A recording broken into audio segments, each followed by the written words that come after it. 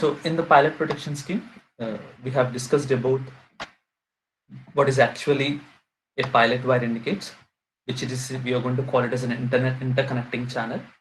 So this type of pilot protection is a unit protection. For example, if you want to protect only a one transmission line, if you want to protect your three-phase transmission lines from one place to another place, then we are going to connect two current transformers at both ends of the transmission line. These two current transformers are going to measure the current entering at the starting point and at the current at the receiving end point. So the comparison is made between the two CTs transformers based on the comparison value, based on the difference between the current entering in at the sending end point and at the receiving end point, the relay is going to operate. So we have three types of pilot protections. The first one is wire pilot protection. Second one is the carrier current pilot protection. Third one is microwave pilot protection. So in case of wire pilot protection, we are going to use a cable, just like how we are going to use underground cable for in case of transmission. Here also we are going to use one cable, so which is buried under the ground, and that cable is going to protect the transmission line from the starting point to ending point. And how much is the length of a transmission line? Up to that length, we are going to provide a cable. And we need to verify also what is the length of a transmission line before providing this pilot type of protection. So the comparison is made between two CT secondary currents, and we also have two alternative principles in case of wire pilot protection. The first one is the circulating current wire pilot protection, and second one is opposite voltage or balanced voltage wire pilot protection. So in the last class, we have started discussing about the circulating current protection scheme. If you see clearly, so this is the circulating current protection scheme. This is one type of wire pilot protection scheme. In this case, we have a transmission line. The green color line indicates the transmission line, which we need to provide protection. So in order to provide protection for this transmission line, we are going to connect CTs. CTs at the sending end side, CTs at the sending end side, and another CT at the receiving end side. That means we are connecting CTs at both ends of a transmission line, which we need to provide protection. So these are actually the CT secondaries. These are the CT secondary terminals. The polarities indicates in what way the current is flowing or what is the voltage across the CT secondary. So this indicates positive and negative, and this indicates positive and negative. So then after, we need to connect a relay. So obviously the relay consisting of operating coil and a restraining coil. We are connecting a restraining coil in series with the pilot wires or in series with the CTs. If you see, the restraining coil is connected in series with the pilot wires. Here we have two pilot wires, and across the pilot wire or in parallel with the pilot wire, we are going to connect operating coil. So this is operating coil and this is a restraining coil. In order to make the relay to operate, the operating coil should be energized as well as the restraining coil should also be energized. If the two coils are energizing, then only the relay will operate. So here actually the pilot wires. In this case, the current is flowing through the pilot wires. So why I'm saying this point, you will get to know in the second case. That is voltage pilot protection. So in this circulating current protection scheme, the current will flow through the restraining coil and the pilot wire, but it will not flow through the operating coil under normal operating conditions. I repeat, under normal operating conditions or under external fault conditions, the current will flow through the restraining coil and also flows through the pilot wire, but the current will not flow through the operating coil. Just because the current is not flowing through the operating coil, the relay will not feel or relay will not sense that there is a fault, and relay is not going to operate. Okay. Are all of you following? Yes, So sir. this is the way how this circulating current protection scheme is going to work under normal or external fault conditions.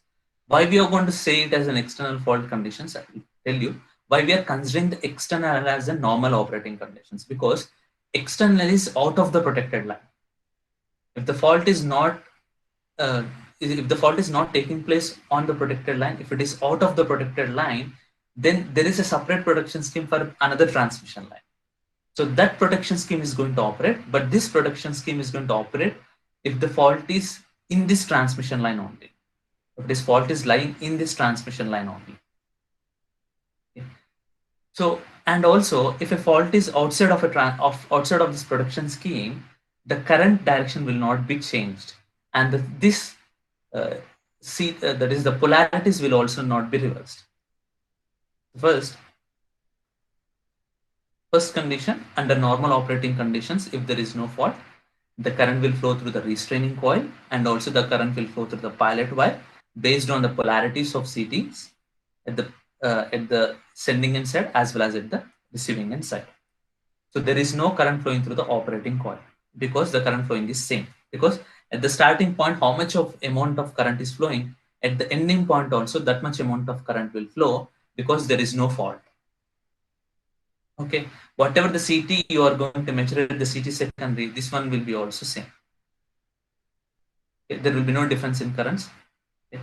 There is no chance to flow the current through the operating coil. Now, for example, now the fault is taking place. For example, if you are considering if a fault is taking place at this point, what happens?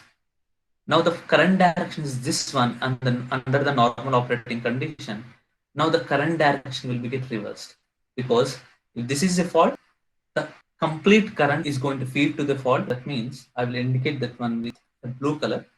So this green color direction indicates for normal operating condition, but this blue color indicates.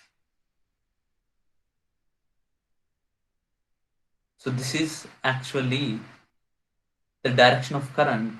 Now it is flowing and it is feeding to the fault. Here also the fault is here, therefore the amount of current will flow like this only.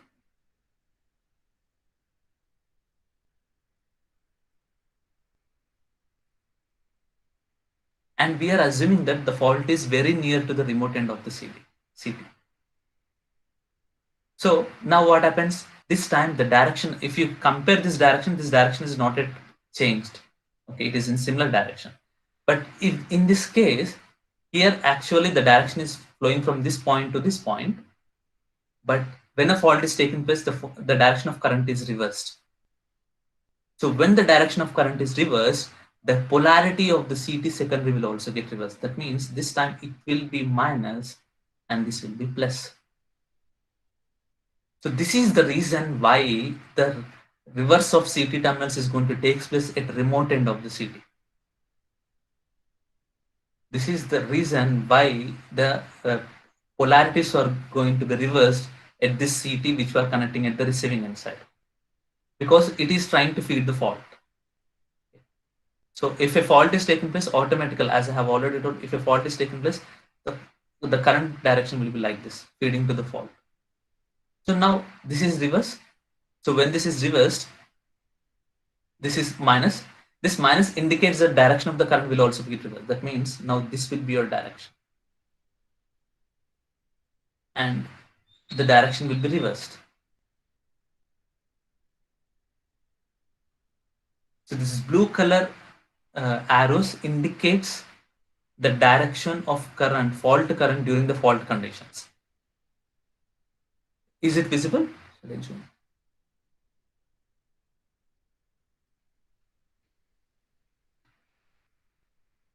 Okay, so this is the way how the current is moving now.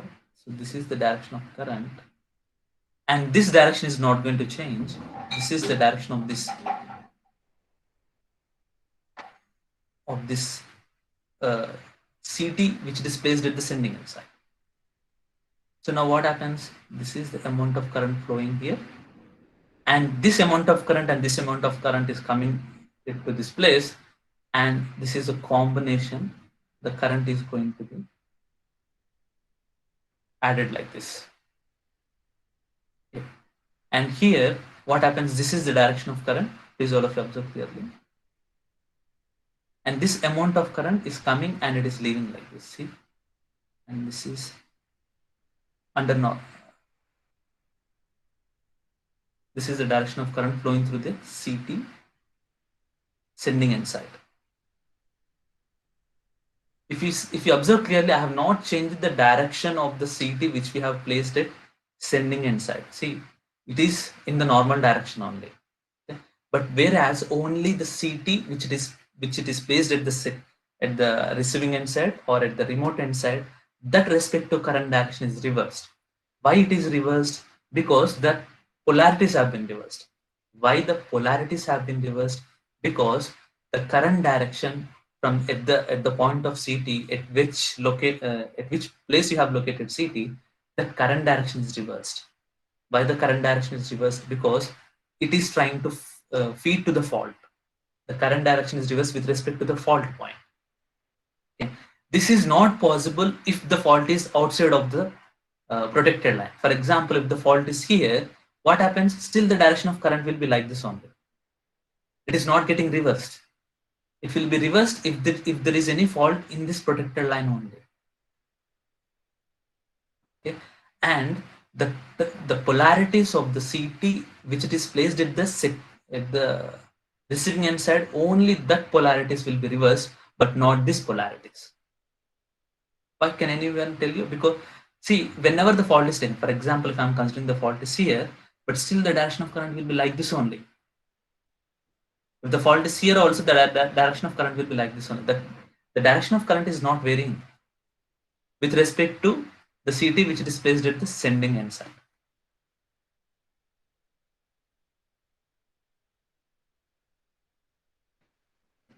This indicate the direction of fault current when the fault is taking place.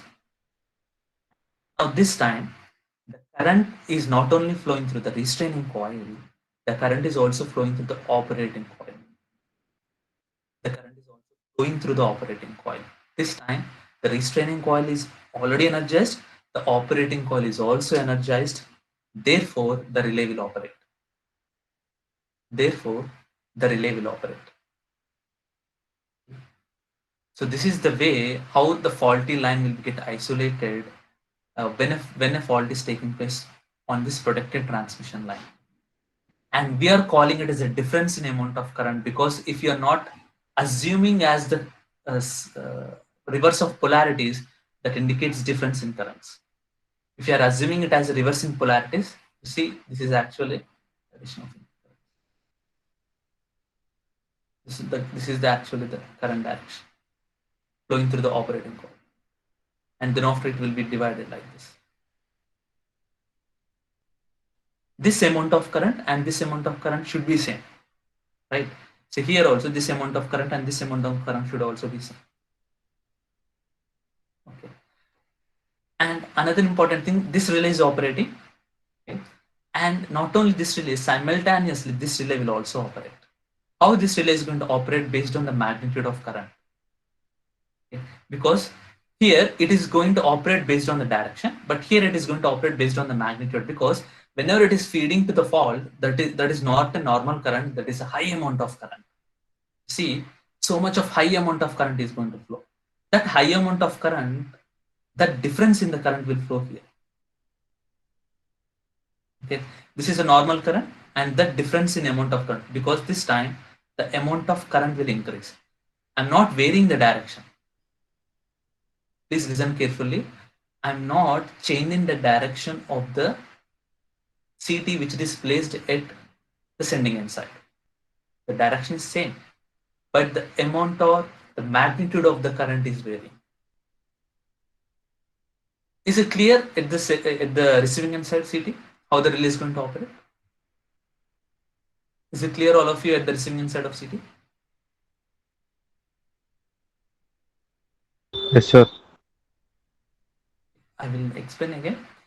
So the under normal operating conditions, okay, when the fault is not taking place, or when the fault is under external fault conditions also, the current is not going to flow through the operating coil, because there will be no change in the magnitude of current and there will be no change in the direction of currents.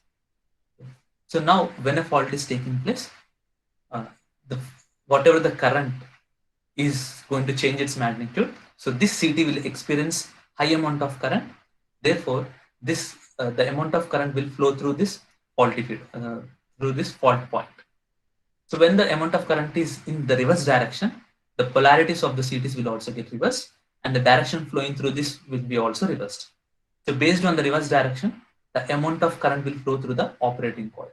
So this is the normal current is flowing through the pilot wire. Pilot wire will have a normal current. So this normal amount of current and this high amount of current will come to this junction, and it will get added and it will flow through the operating coil. And here, so when it is flowing through the operating coil, the restraining coil is energized, operating coil is also energized. Therefore, the relay is going to operate. Now coming to here, so what happened here? Here is actually the difference in current will flow. Why? Because so this high amount of current, we are saying that amount of current is going to flow. That amount of current is a not small magnitude, is a high magnitude. That high magnitude of current is going to flow. But here we have only the normal current. So the difference in the current is going to flow through this operating coil. The difference in current will flow through this operating coil, and this normal current is going to flow, and this magnitude of current and this magnitude of current will be same. That is the fault current. So when this current is flowing through this operating coil, when the difference of current is flowing through this operating coil, the restraining coil is already energized. Now this time operating coil is also get energized, and this relay is going to operate simultaneously. So this relay is going to operate, and also this relay is going to operate. That means so this relay is operating and this relay is operating, and therefore this line is protected, and this line is isolated from the existing system. This is the way how we are going to protect the transmission line using this pilot wire scheme, using this circulating current protection scheme.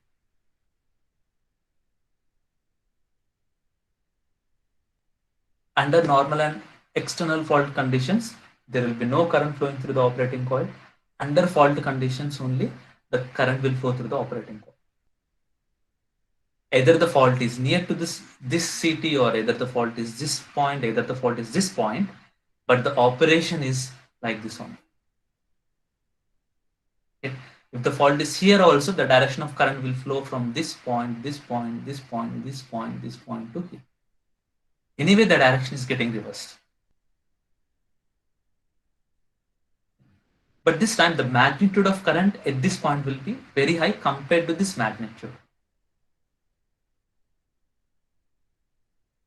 So at the sending end side, in the operating coil, there will be a difference of current. At the receiving end side, the operating coil, there will be summation of current. We can also call it as a difference of current if you are not considering as the reverse CT terminals. If you are considering as the same plus and minus, we can able to observe the difference in the current. But practically, the terminals will get reversed because the current direction is reversed.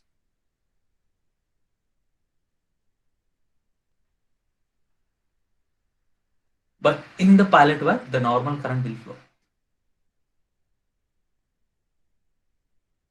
So either it is fault condition or very high fault condition also, the pilot wire carries the normal current only.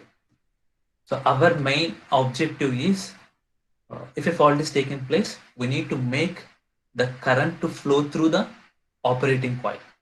If the current is flowing through the operating coil, then only the relay will operate. As we already know that. So this is the way how the circulating current, the current is circulating. Okay. For that reason, we are going to call it as a circulating current.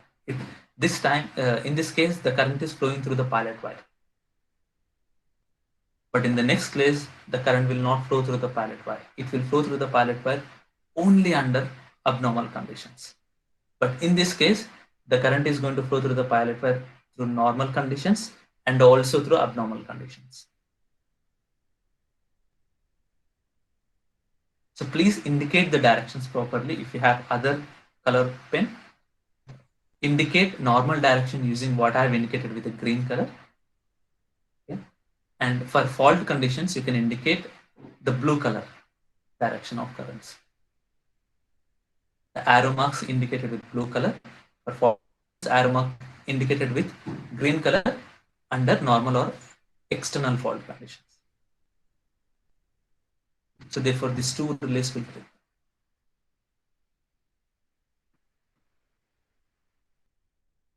We'll write down the points.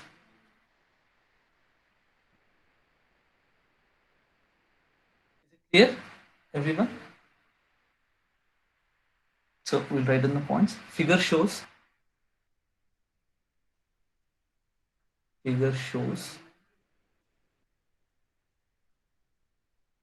the schematic arrangement of, write down the name of figure. It's very important. I have not. Name of figure. Schematic diagram of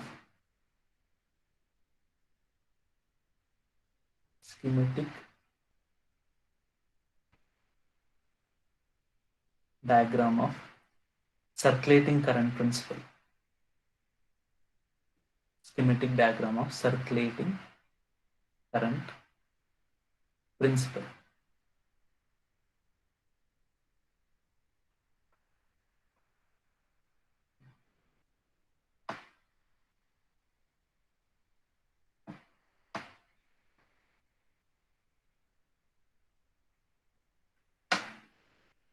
Write down the points fast. Figure shows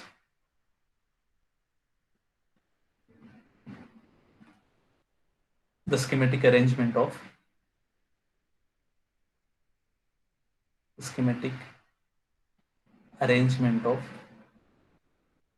circulating current protection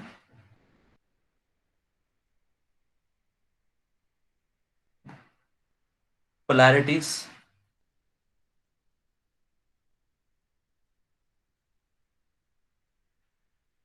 marked across the CT secondaries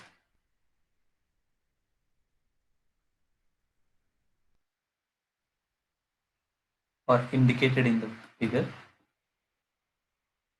or indicated in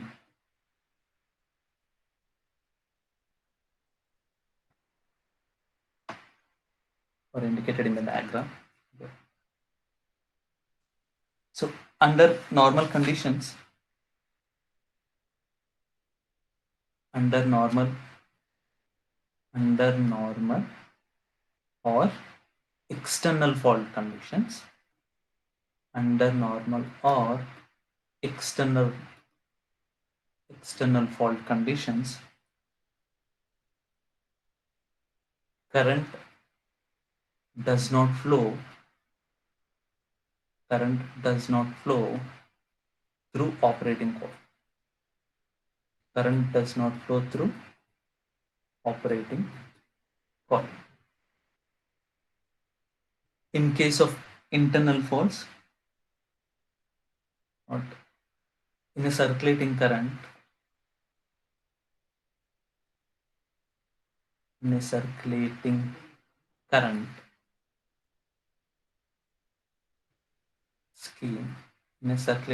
scheme, the current circulates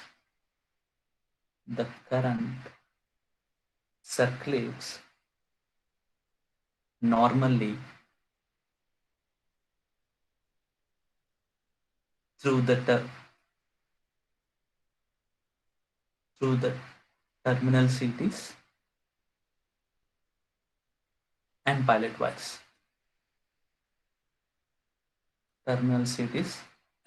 wires. In case of internal fault conditions,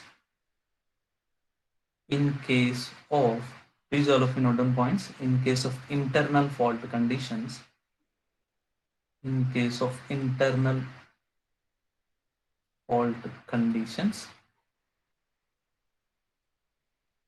the polarity of remote end CT, remote end means receiving end, the polarity of remote end CT is reversed, and the current will flow through,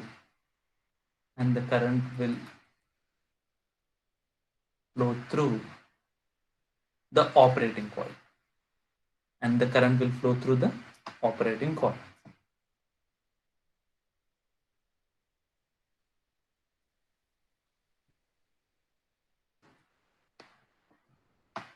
Both the relays will operate simultaneously. Both the relays placed at both ends will operate simultaneously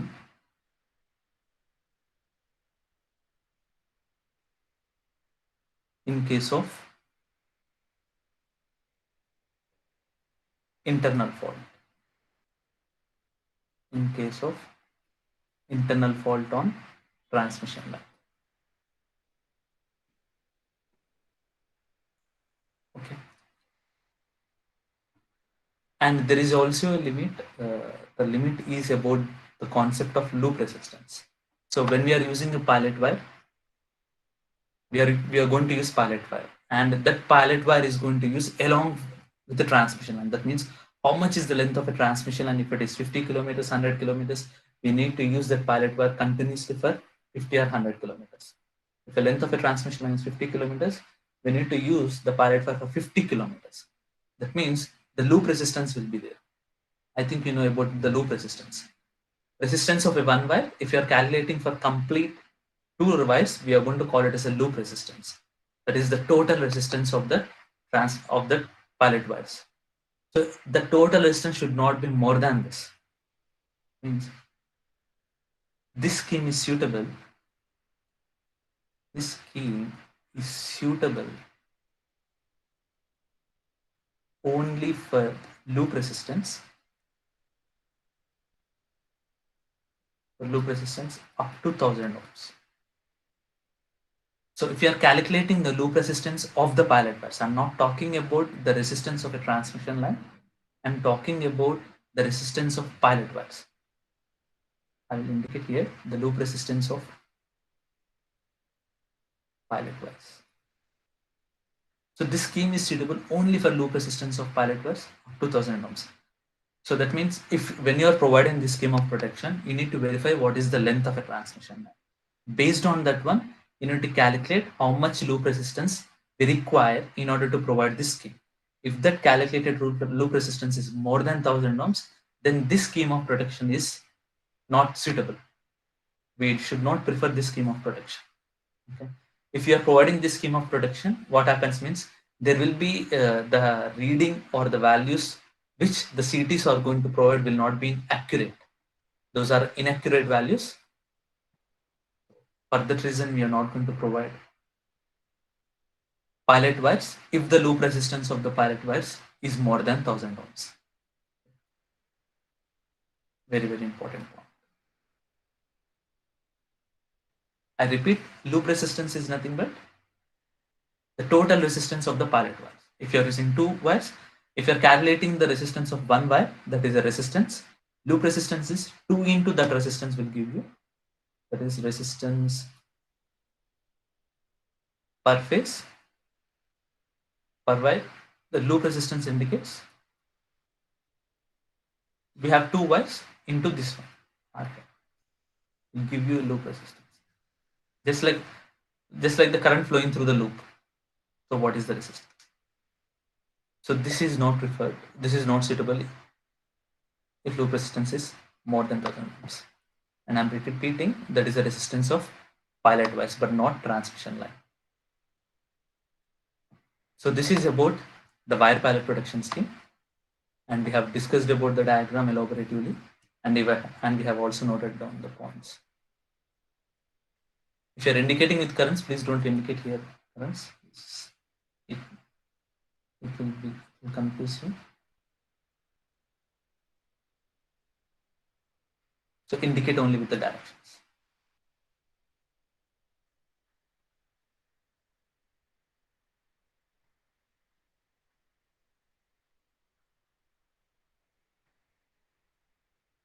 Okay, so this is about wire palette, and I want to discuss also another important concept is this. I will redraw this diagram.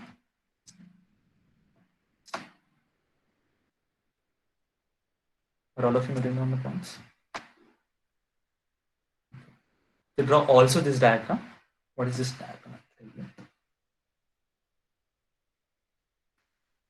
First of all, the transmission line.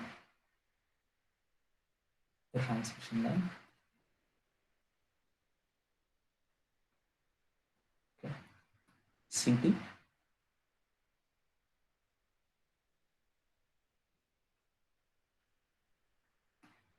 But obviously we have drawn single line diagram, but this is a three-phase diagram. Phase A, phase B, phase C.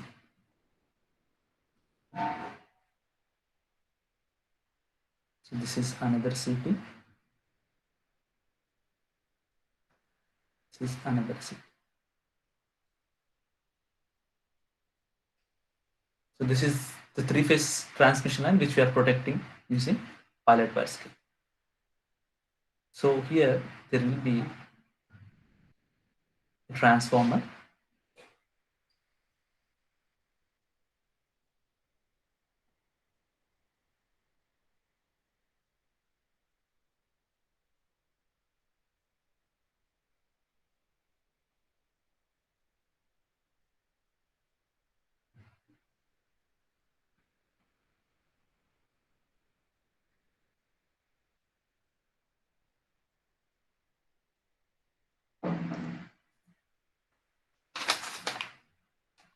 Just like a restraining coil, then after operating coil.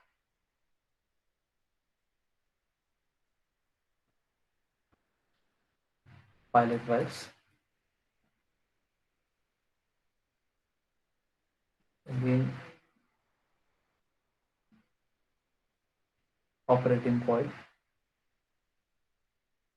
and a restraining coil. And again there will be a transfer.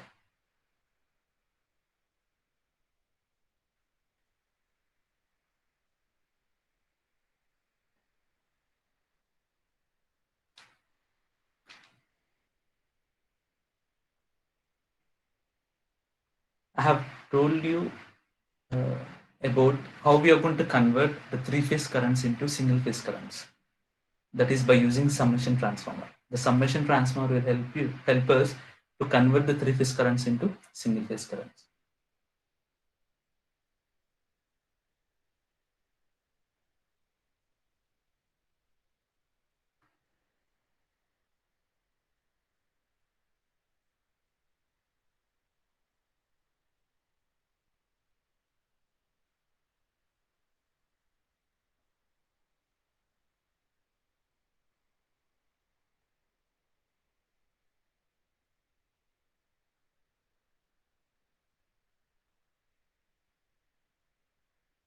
So this transformer is called as a summation transformer. This is operating coil, restraining coil, and this is pilot wire. This is also a pilot wire. So we are providing protection for a three-phase transmission system, but we have only two pilot wires. So we are using only two pilot wires because we have a summation transformer. Now I will connect the summation transformer.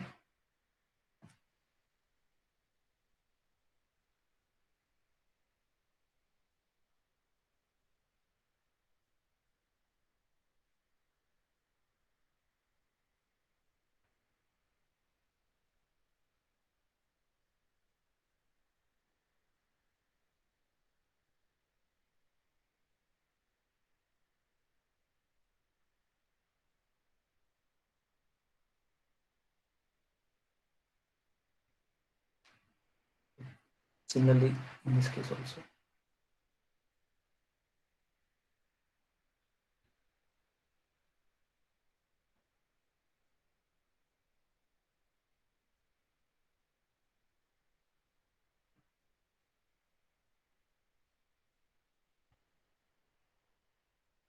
Please draw this diagram.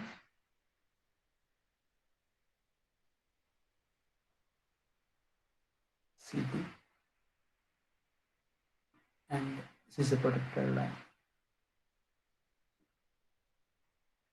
Protected transmission line. So this is a relay.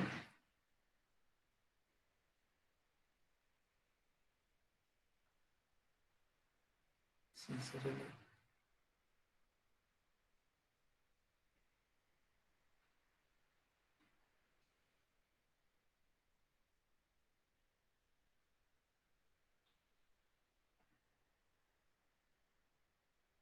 This is summation transformer.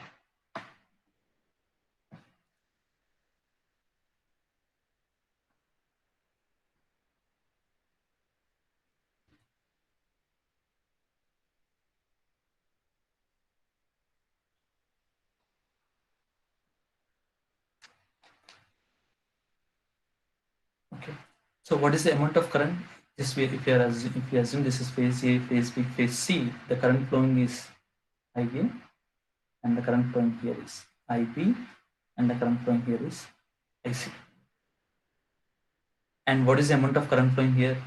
This is a neutral, and it is a summation of IA plus IB plus IC.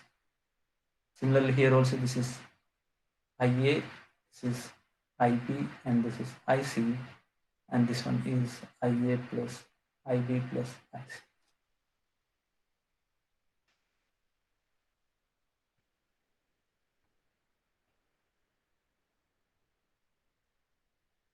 And that circuit and this circuit is same. Okay, we have represented three-phase transmission and with a single line diagram with only one line, and we have represented in case of three transformers CTs, we have represented only one CT. So we have not kept summation transformer in the previous diagram. Now it is there because we are drawing this one for three-phase system. So if you see here we have a three-phase system, but here we have single phase only. Here we have single phase. The summation transformer is going to convert this three phase into single phase. So what is actually, I think the complete operation we have already discussed, but how this summation transformer will work, we'll discuss. Okay, minus 1020. Just give me 1 minute. So the current is going to enter through this one, and the summation of current will be, so this summation of current will be equal to 0, because if you in case of balanced system, if you add all the amounts of currents with respect to those angles, what happens? The summation of all the currents will be equal to 0. That is, the current flowing through the neutral will be equal to 0. It's like the current flowing through this will be equal to 0. And the secondary side will not be get that much of induced voltage. You will get only this point to this point only. The current flowing from this point to this point and this point to this point is nothing but difference in between the currents. So what is the amount of current is flowing from this point up to this winding itself under normal operating conditions. Therefore, this will also get excited, but not to that much high value, but only very less value. There will be an induced voltage across this one only up to a very less value. That is under normal operating conditions. So when a fault is taking place, here also the same thing. But whenever a fault is taking place, what happens? There will be a change in the currents. Am I correct? Either it is a line to ground fault or double line to fault or any fault, it is going to involve phase. So without phase, there will be no fault. So whenever it is involving a phase, there is an imbalance between the currents. So when there is an imbalance between the currents, now this time, not only the current will flow from this part to this part, there will be also an amount of current from this part to this part. So that is not will be equal to 0. That means there is a change in the magnitude of current at the primary side. There will be also change in the magnitude of the voltage at the secondary side. Therefore, this value will also change. So based on that one, the amount of current will change. So whatever we have discussed, the same thing here. So that is the use of the summation transformer. We are converting the three-phase currents into a single-phase current. Based on that induced voltage, there will be amount of current flowing through this line.